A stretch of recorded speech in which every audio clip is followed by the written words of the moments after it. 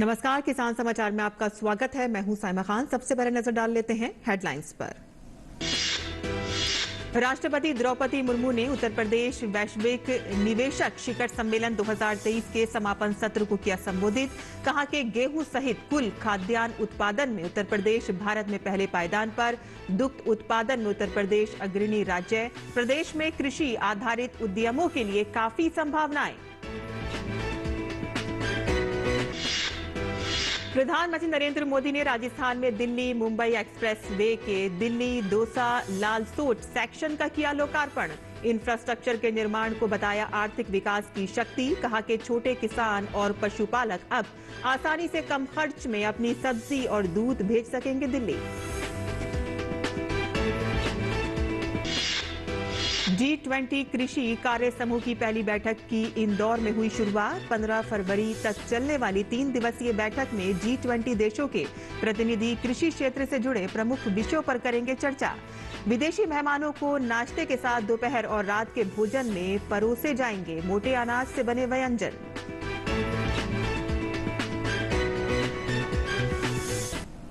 और अब समाचार विस्तार से। राष्ट्रपति द्रौपदी मुर्मू ने रविवार को लखनऊ में उत्तर प्रदेश वैश्विक निवेशक शिखर सम्मेलन 2023 के समापन सत्र को संबोधित किया। इस अवसर पर राष्ट्रपति ने कहा कि उन्हें इसकी प्रसन्नता है कि उनकी उत्तर प्रदेश की यात्रा राज्य के विकास के इस महान उत्सव के अवसर पर हो रही है। राष्ट्रपति ने कहा कि जनसंख्या के लिहाज से देश का सबसे बड़ा राज्य होने के अलावा उत्तर प्रदेश देश की अर्थव्यवस्था में योगदान करने की दृष्टि से कई क्षेत्रों में पहले स्थान पर है। उत्तर प्रदेश गेहूं सहित कुल खाद्यान्न उत्पादन में भारत में पहले पायदान पर है। इसके अलावा गन्ना और आलू के उत्पादन में भी ये देश में पहले स्थान पर है। वहीं आम और मटर के उत्पादन में भी इस राज्य का सबसे अधिक योगदान है। इसी तरह से दुग्ध उत्पादन में उत्तर प्रदेश अग्रणी है। कृषि उत्पादों में समृद्ध होने के कारण उत्तर प्रदेश में कृषि आधारित उद्यमों के लिए काफी संभावनाएं हैं। उन्होंने इस अवसर पर अपनी प्रसन्नता व्यक्त की कि इस शिखर सम्मेलन के दौरान भारत की खाद्य टोकरी का लाभ उठाना, खाद्य प्रसंस्करण के लिए अवसर और डेयरी और पशुपालन क्षेत्र में अवसरों को खोलना पर सत्र आयोजित किए गए।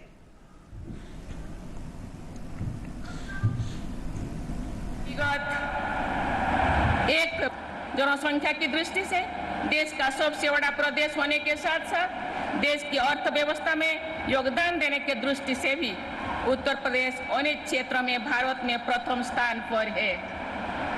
इस महत्वपूर्ण राष्ट्रीय योगदान के लिए उत्तर प्रदेश के सभी किसान भाई बहनों और उद्यमी बंधुओं की मैं बहुत बहुत सराहना करती हूँ। उत्तर प्रदेश सरकार ने दूरदर्शितापूर्ण नीतियां लागू की और उन नीतियों के कार्यरूप दिया है। ठोस परिणाम के बल पर उत्तर प्रदेश नई भारत के ग्रोथ इंजन की भूमिका निभाने के लिए सक्षम भी है और तैयार भी है। देवियों और स्वजनों, विगत 1 फरवरी को केंद्र सरकार ने जो बजट प्रस्तुत किया उसमें अमृत काल के लिए कुछ महत्वपूर्ण लक्ष्य तय किए गए हैं। Investors, infrastructure and investment, inclusive development, green growth तथा 4 अन्य क्षेत्रों का प्राथमिकता दी गई है। इन प्राथमिकताओं को सप्तऋषि नाम दिया गया है। मुझे ये देखकर प्रसन्नता हो रही है कि केंद्रीय बजट की इन 7 प्राथमिकताओं से जुड़ी विषयों पर इस यूपी ग्लोबल इन्वेस्टर समिट में विचार विमर्श हुआ है और निवेश का मार्ग प्रशस्त हुआ है। मुझे पूरा विश्वास है कि देश के विकास के अमृत काल में उत्तर प्रदेश का योगदान अत्यंत महत्वपूर्ण होगा। राष्ट्रपति ने बताया कि उत्तर प्रदेश में लगभग 95 लाख MSME हैं। देश के किसी एक राज्य में ये संख्या में सबसे अधिक हैं। उन्होंने कहा कि देश के उद्योग का आधार होने के अलावा MSME कृषि क्षेत्र के बाद सबसे अधिक रोजगार के अवसर भी प्रदान करते हैं। उन्होंने विश्वास व्यक्त किया कि उत्तर प्रदेश का MSME क्षेत्र भारत के आर्थिक विकास में एक प्रमुख भूमिका निभाएगा। मुझे ये जानकर प्रसन्नता हुई है कि उत्तर प्रदेश में MSMEs की संख्या लगभग 95 लाख है। जो देश के सबसे अधिक संख्या है। एमएसएमईज देश की इंडस्ट्रीज के मेरुदंड होने के साथ साथ कृषि क्षेत्र के बाद रोजगार के सबसे अधिक अवसर भी प्रदान करती है। मुझे विश्वास है कि उत्तर प्रदेश का एमएसएमई सेक्टर बहुत बड़ी संख्या में लोगों को रोजगार देते हुए भारत के आर्थिक विकास में प्रमुख भूमिका निभाएगा। राष्ट्रपति ने कहा कि विकास और पर्यावरण के बीच संतुलन बनाए रखने के लिए उत्तर प्रदेश सरकार विभिन्न प्रयास कर रही है। राष्ट्रीय हरित हाइड्रोजन मिशन के तहत नवीकरणीय ऊर्जा के विकास, हरित ऊर्जा गलियारे और ऊर्जा रूपांतरण जैसे प्रयासों से भारत को शुद्ध शून्य उत्सर्जन के लक्ष्य को प्राप्त करने में सहायता मिलेगी। विकास और पर्यावरण के बीच संतुलन बनाए रखने के लिए उत्तर प्रदेश सरकार द्वारा अनेक प्रयास किए जा रहा है। रिन्यूएबल एनर्जी के विकास से उत्तर प्रदेश में सस्टेनेबल डेवलपमेंट की दिशा में प्रगति हो रही है। मुझे बताया गया है कि इलेक्ट्रिकल व्हीकल्स की सबसे अधिक बिक्री उत्तर प्रदेश में हुई है। उत्तर प्रदेश में ग्रीन एनर्जी कॉरिडोर्स को विकसित किया जा रहा है। नेशनल ग्रीन हाइड्रोजन मिशन के तहत एनर्जी ट्रांजिशन की दिशा में प्रयास किए जा रहा है। उत्तर प्रदेश के ऐसे सभी प्रयास देश के नेट जीरो के लक्ष्य को प्राप्त करने में बहुत सहायक सिद्ध होंगे।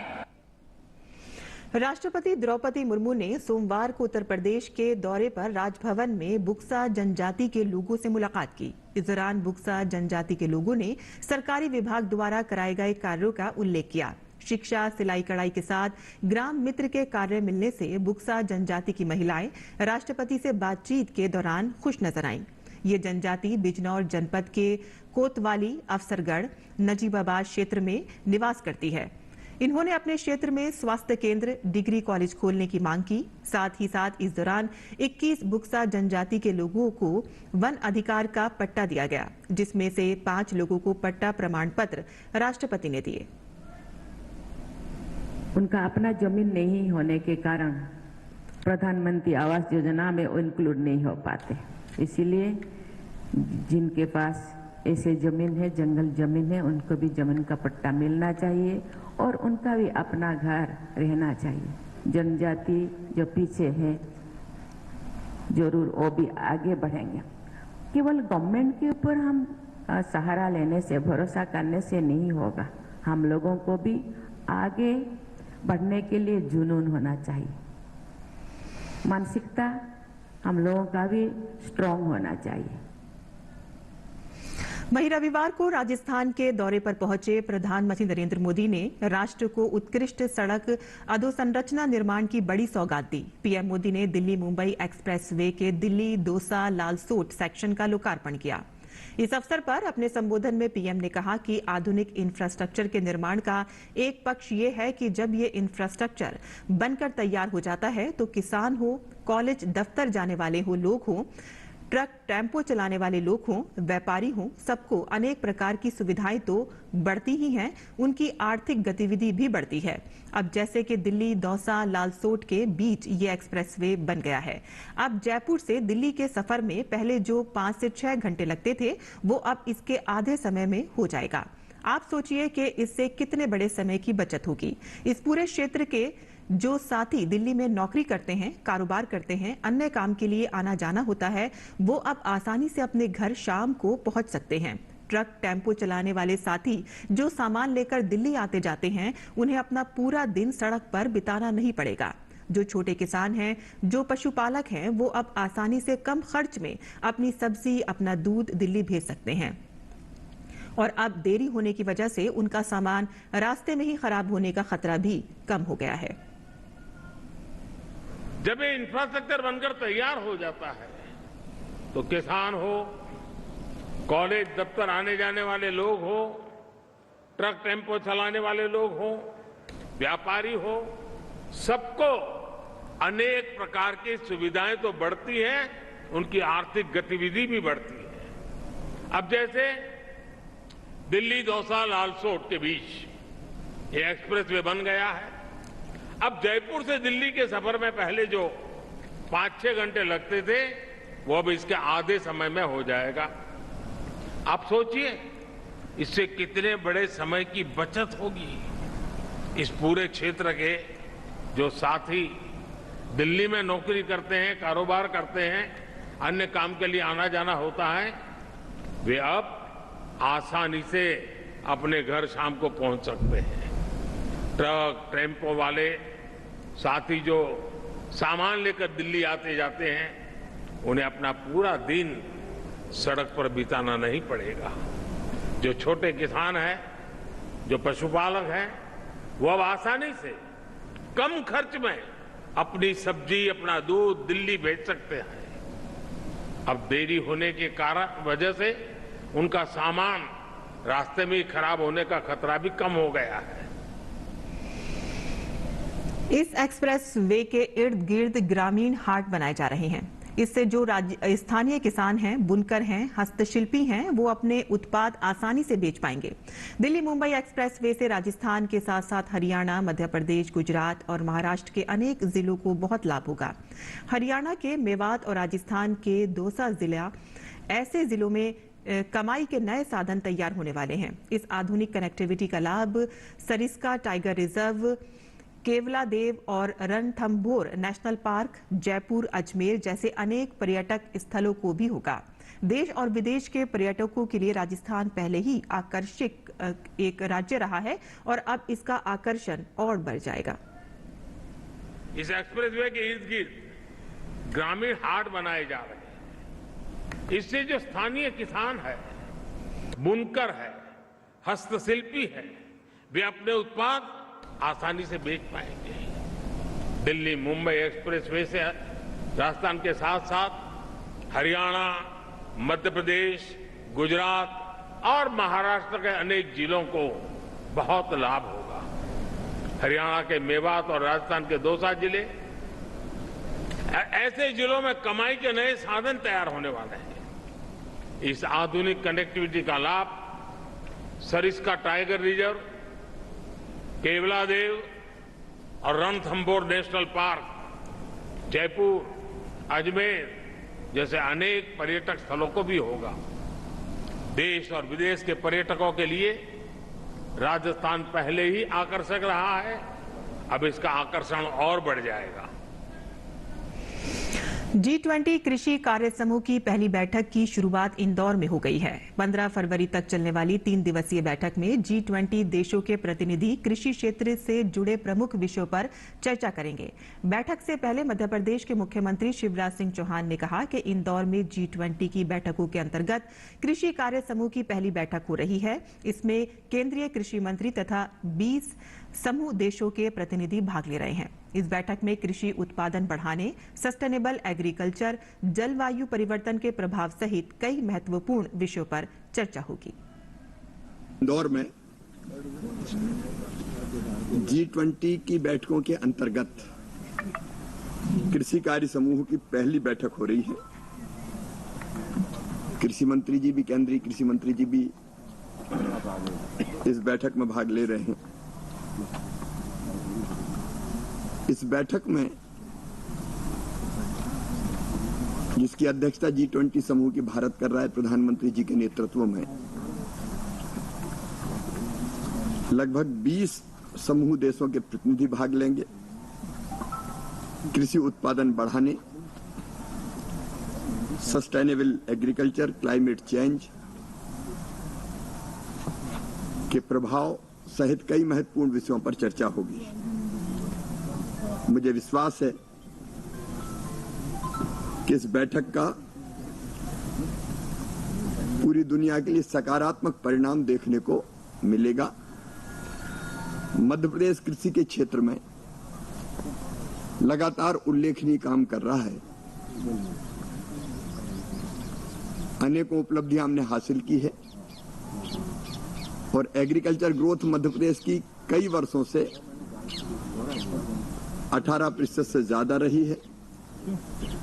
सिंचाई की सुविधाओं का विस्तार से लेकर अनेकों क्षेत्रों में हमने काम किया है। आज उन उपलब्धियों को और मध्य प्रदेश की योजनाओं को भी मैं G20 के समूह के सामने रखूंगा। केंद्र सरकार की किसान हितैषी नीतियों की वजह से चावल निर्यात में देश प्रथम स्थान पर आ गया है। बीते 8 साल से अधिक के कार्यकाल में चावल के उत्पादन में बम्पर बढ़ोतरी हुई है। और आपको बता दें कि चावल उत्पादन में आत्मनिर्भर भारत के विषय पर हमारे संवाददाता ओपी यादव ने बात की किसान नेता और वरिष्ठ भाजपा सांसद विजयपाल सिंह तोमर से। चावल उत्पादन में भारत दुनिया में दूसरे नंबर पर है और चावल के निर्यात में पहले नंबर पर। बीते 8 साल से अधिक का कार्यकाल देखें तो इसके उत्पादन में तकरीबन 285% का इजाफा भारत में हुआ है।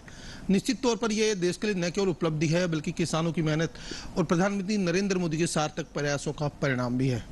चावल उत्पादन और किसानों की आत्मनिर्भरता के विषय पर बात करने के लिए हमारे साथ मौजूद है भारतीय जनता पार्टी राज्यसभा सांसद और भारतीय जनता पार्टी किसान मोर्चा के पूर्व राष्ट्रीय अध्यक्ष विजयपाल सिंह तोमर। सर, अगर बात करें चावल की, चावल में आज हम दुनिया में 1 नंबर पे हैं निर्यात में, और ये कहीं न कहीं सरकार की जो योजनाएं हैं उनका एक परिणाम है। किस तरह देखते हैं? पिछले 8 वर्ष में 285%, 285% बढ़ोतरी होना उत्पादन में, और विश्व में हम दूसरे नंबर पे आना और निर्यात में पहले नंबर पे आना, ये बहुत बड़ी बात है।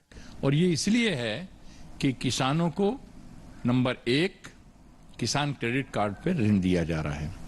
किसानों को जब उसके जेब में पैसा नहीं होता और धान की रोपाई होती है तो किसान सम्मान निधि दी जा रही है। तीसरी बात यह है कि जहां सिंचाई के साधन नहीं थे, मोदी जी के आने से पहले 54% जमीन ऐसी थी जिसमें सिंचाई के साधन नहीं थे।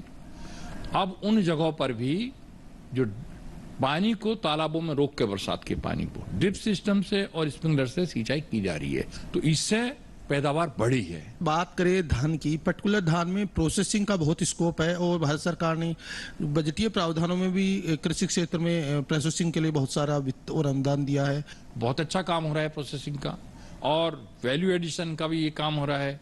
और इस बजट में भी जब हम देखते हैं जो 20 लाख करोड़ क्रेडिट करने का काम किया है किसानों को, तो इससे प्राइमरी स्टेज पे निचले स्तर पर वहां पर भंडारण की व्यवस्था होगी।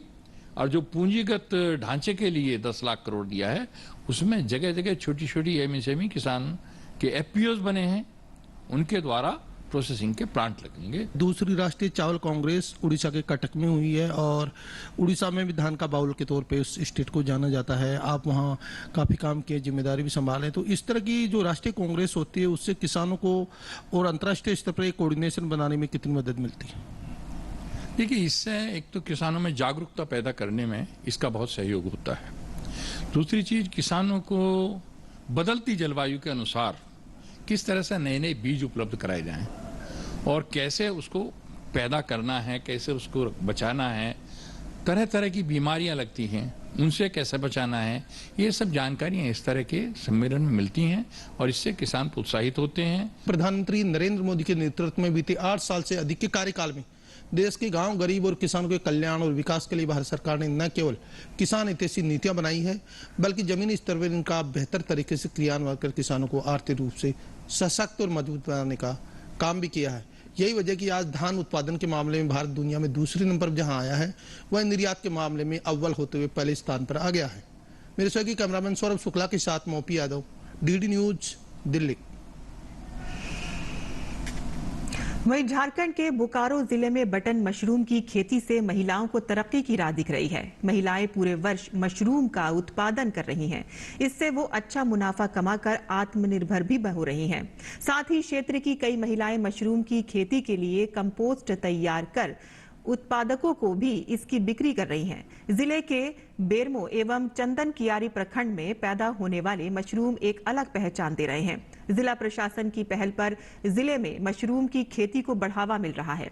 इससे यहां विभिन्न स्वयं सहायता समूहों से जुड़ी महिलाओं ने मशरूम की खेती को आजीविका के रूप में उत्पादन कार्य सीखने का मन बनाया। वर्ष 2022 में जिला ग्रामीण विकास विभाग एवं Jharkhand state livelihood promotion society ने चिन्हित SHG दीदियों को एक्सपोजर भ्रमण के दौरान बिहार के गया जिला स्थित बुद्धा मशरूम प्लांट इथारी का भ्रमण कराया। साथ ही RCT संस्था द्वारा जिले में भी मशरूम उत्पादन की बारीकियों से महिला समूह की दीदियों को अवगत कराया गया। पूरे प्रशिक्षण सत्र में बेरमो एवं चंदन कियारी प्रखंड की महिला समूह की दीदियों ने मशरूम उत्पादन से जुड़ी बातों को जाना और उसके बाद जिला प्रशासन के सहयोग से पीछे मुड़कर नहीं देखा।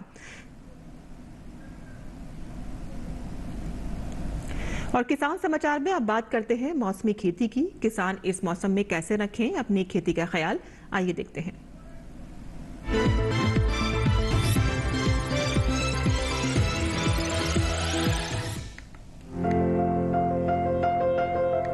मध्य केरल में इस समय धान की रोपाई करें, लेकिन धान को रोगों से बचाने के लिए रोपाई से पहले पौधों को उपचारित कर लें।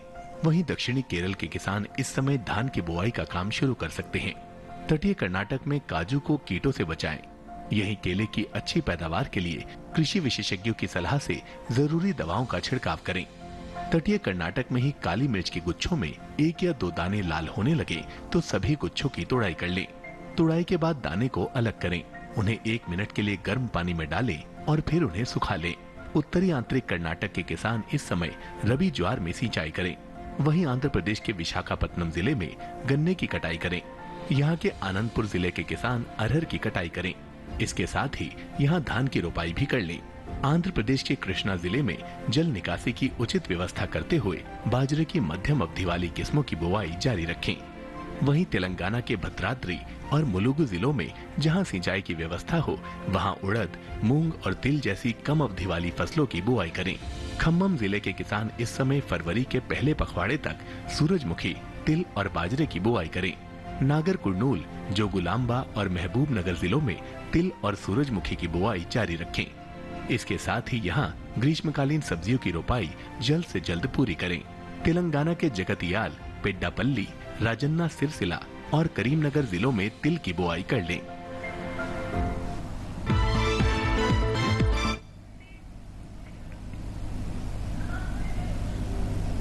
और खेती किसानी से जुड़ी खबरों के बाद किसान समाचार में कुछ और खबरों पर भी नजर डाल लेते हैं। खास खबर में प्रधानमंत्री नरेंद्र मोदी ने बेंगलुरु में 14वें एरो इंडिया का शुभारंभ किया। यलहंका के वायु सेना केंद्र में आयोजित ये भव्य एरो इंडिया 2023 एशिया का सबसे बड़ा एरो शो है। इस आयोजन में एमएसएमई और स्टार्टअप सहित 809 रक्षा कंपनियां हिस्सा ले रही हैं। इस अवसर पर प्रधानमंत्री मोदी ने एक स्मारक डाक टिकट भी जारी किया। प्रधानमंत्री ने यहां विशाल हवाई प्रदर्शन का भी अवलोकन किया। आकाश में भारत की क्षमता और रक्षा क्षेत्र में आत्मनिर्भर हो रहे देश की ताकत को दर्शाने वाले इस प्रदर्शन से दर्शक मंत्रमुग्ध रह गए।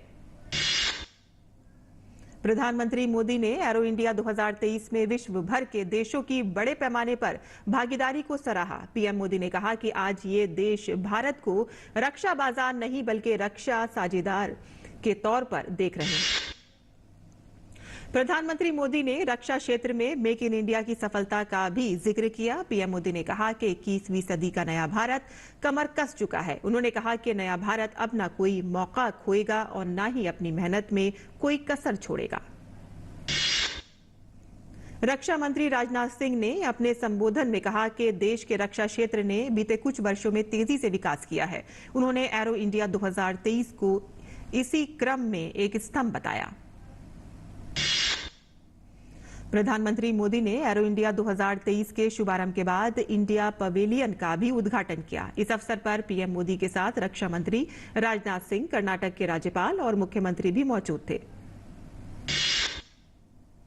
प्रधानमंत्री मोदी ने एरो इंडिया 2023 में लगे कर्नाटक मंडप का अवलोकन किया। ये पवेलियन एरो इंडिया 2023 के प्रतिभागियों को राज्य में उपलब्ध अवसरों के बारे में जानकारी देने के लिए है।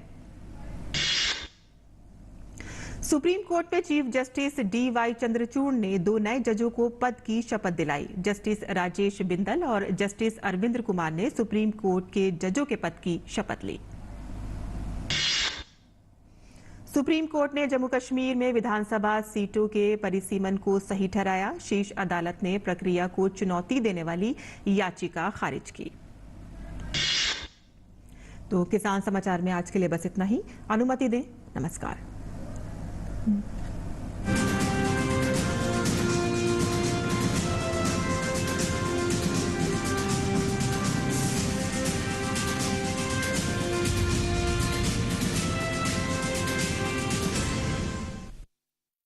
ये सफर है प्रकृति का, ये दास्तां है हमारी संस्कृति की। आओ देखें हमारे कृषि पर्यटन के इस अद्भुत नजारे को, जो लिख रहा है भविष्य सफल किसानों का। चलो गांव चले, देखना ना भूले हर रविवार रात 8:30 बजे डीडी किसान पे।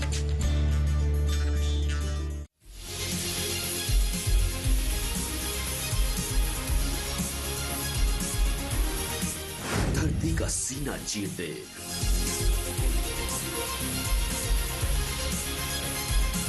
दूध की नदियां बहा दे,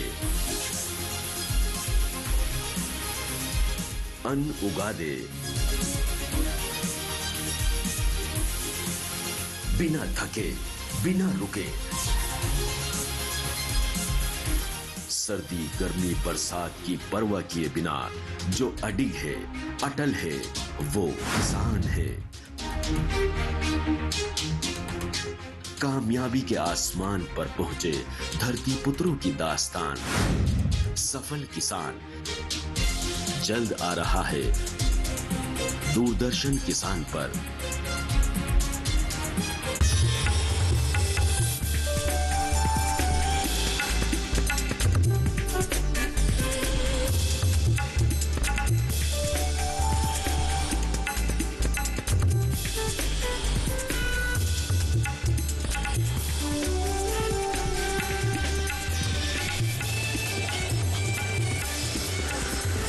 डीडी किसान, बदलते भारत की शान।